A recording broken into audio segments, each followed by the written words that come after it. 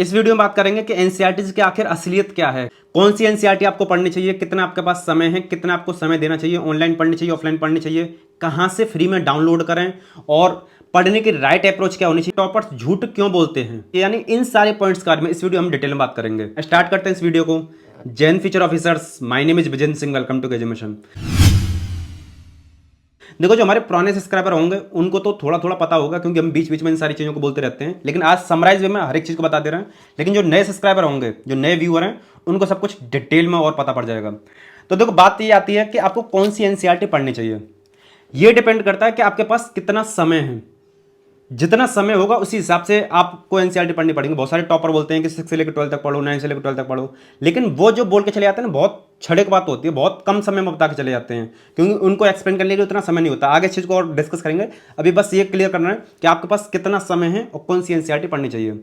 अगर आपके पास 1 साल का समय है तो आपको ज़्यादा एनसीईआरटी नहीं पढ़नी, 11-12 तक की जो इंपॉर्टेंट एनसीईआरटीज हैं वो पढ़ लो।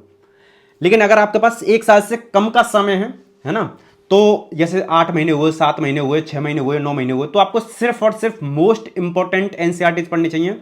और मोस्ट इंपॉर्टेंट सिर्फ 8 एनसीईआरटी होती हैं, 7 से 8 एनसीईआरटी। इसके ऊपर हमने एक वीडियो बनाई थी, आप जाके चैनल पे देख सकते हो, यूट्यूब पे सर्च करना most important NCERT KGM mission. हम तो ये बोलेंगे 1 साल का समय भी तो भी आप मोस्ट इंपॉर्टेंट एनसीईआरटी देखो, ठीक है, जो हमने वीडियो में बता रखा है।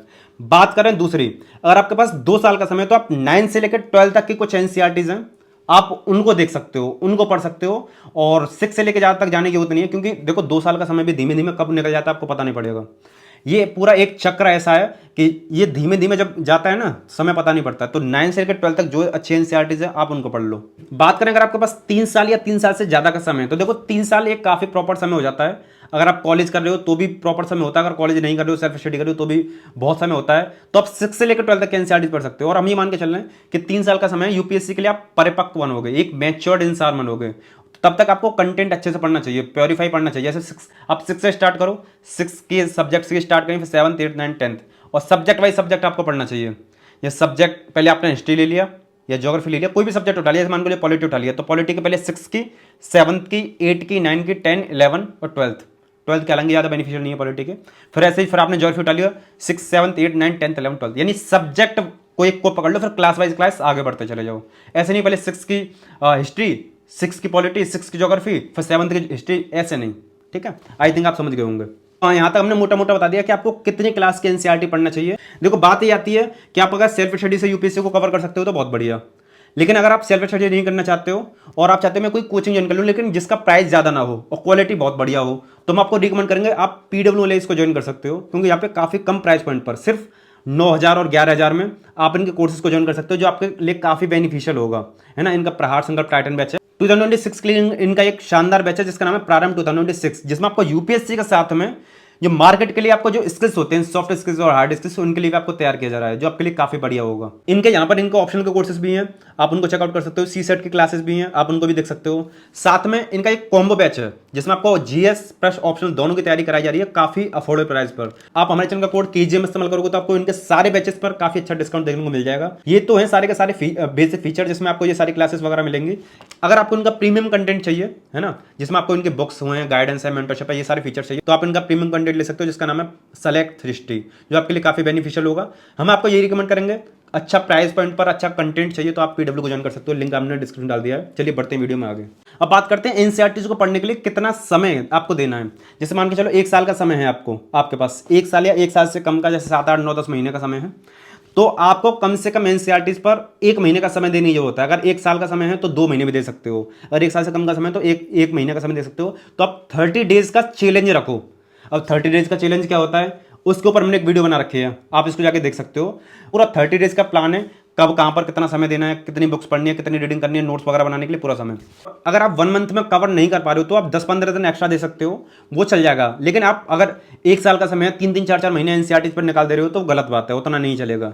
बात करें अगर आपके पास 2 साल का समय है तो आपको एनसीईआरटी के लिए 90 दिन का समय देना चाहिए, 90 डेज का चैलेंज रखना चाहिए। अब 90 डेज के चैलेंज के लिए हमने एक वीडियो बना रखी है। देखो, हम पता वीडियो क्यों रिकमेंड करेंगे क्योंकि हम इनके ऊपर ऑलरेडी काम कर चुके हैं, ऑलरेडी वीडियो बना के डाल चुके हैं, इसलिए हम आपको रिकमेंड कर दे रहे हैं। और आपके लिए जो भी रेलिवेंट रिलेवेंट हो, क्योंकि हम तो सब स्टूडेंट के लिए बना रहे हैं ना वीडियो।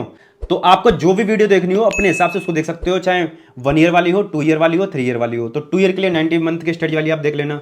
बात करें अगर आपके पास 3 साल या 3 साल से ज़्यादा का समय है, तो आपको एनसीईआरटी पढ़ने में 6 महीने का समय प्रॉपर देना चाहिए। यानी आप 180 डेज का पूरा टारगेट रखो, 180 डेज में कब कहाँ पर कौन सी सारी चीज़ें पढ़नी है।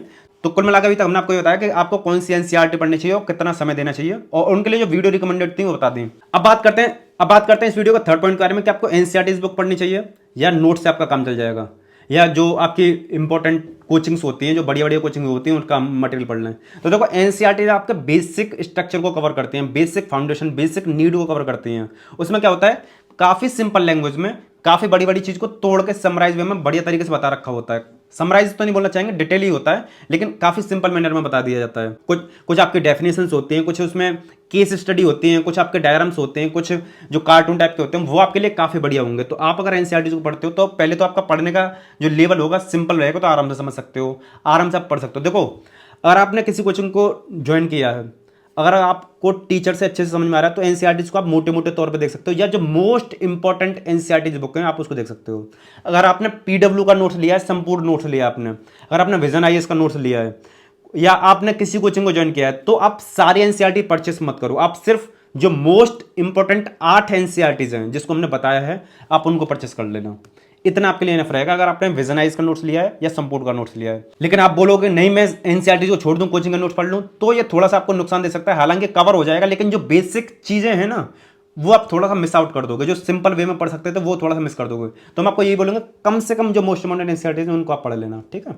बात करें आपको ऑनलाइन एनसीईआरटी पढ़नी चाहिए या ऑफलाइन पढ़नी चाहिए, तो हम आपको यही रिकमेंड करेंगे जो मजा आपका ऑफलाइन पढ़ने में होता है ना, क्योंकि आपका पेपर भी ऑफलाइन है, कोई ऑनलाइन पेपर नहीं है।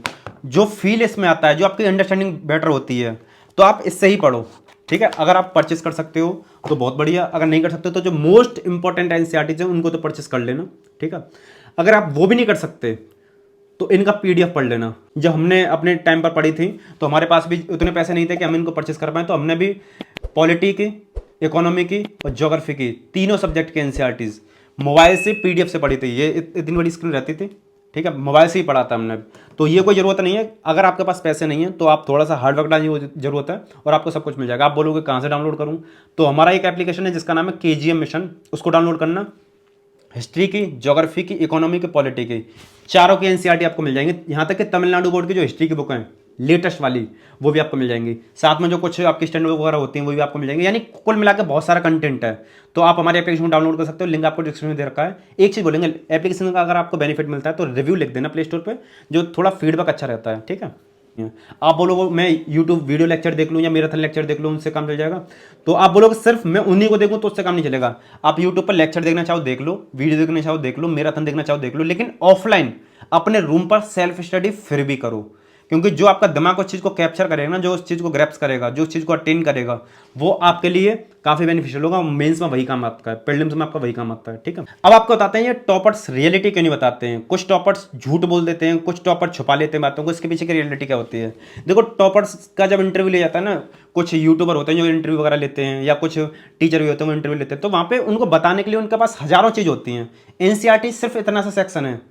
एनसीईआरटी का स्टैंडर्ड बुक है, आंसर राइटिंग है, नोट्स है, ऐसे है, यानी इतने सारे पेपर होते हैं, तो वो शॉर्ट में बताते हैं। तो पहले तो समय की तंगी रहती है, इस वजह से वो डिटेल में नहीं बताते कि आपको कौन सी एनसीईआरटीज कितनी पढ़नी चाहिए और कितना आपके लिए बेनिफिट और किसका कितना कॉस्ट बेनिफिट रेशियो आपके हिसाब से ठीक है। दूसरी चीज़, आप इतने सारे लोग हो ना, आपके लिए कौन सा बेनिफिशियल है वो आप खुद देखोगे, आपके पास कितना समय आप खुद देखोगे। इसलिए हमने टाइम बाई टाइम उस चीज़ को, इसलिए हमने उसको टाइम बाई टाइम उस चीज़ को डिवाइड कर दिया कि आप अपने हिसाब से देख लो। इसी वजह से हमने वीडियो भी रिकमेंड कर देते कि आप अपने हिसाब से देख लो, आपके लिए आपके पास कितना समय है, कौन सी एनसीईआरटी पढ़नी है, कौन सी वीडियो आपको रिकमेंड करनी है। तीसरी जो चीज़ आती है वो आती है कि हर एक टॉपर का सोचने का लेवल हो सकता है आपसे ज़्यादा हो सकता है आपसे कम हो, या हो सकता है एवरेज हो।